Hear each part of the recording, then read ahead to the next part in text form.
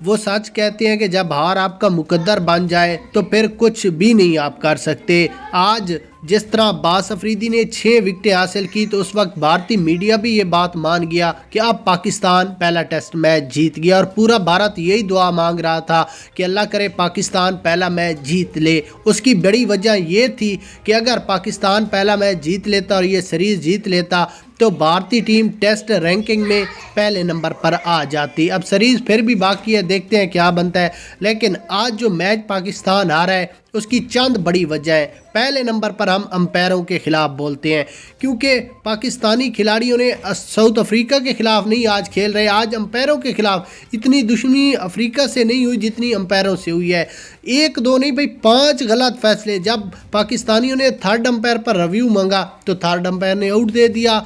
ये 5 गलत फैसले अंपायरों ने जानबूझ कर दिए और पाकिस्तान को हरवाने की कोशिश की गई, और पाकिस्तानियों ने भी मेहनत नहीं छोड़ी। अब्बास अफरीदी ने आज दिल जीत लिया है पाकिस्तान का, मैच हारने के बावजूद भी।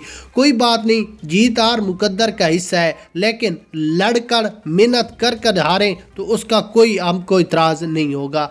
चले, पहला मैच हो गया, दूसरे मैच में देखते हैं कि पाकिस्तानी शाहीन क्या करते हैं।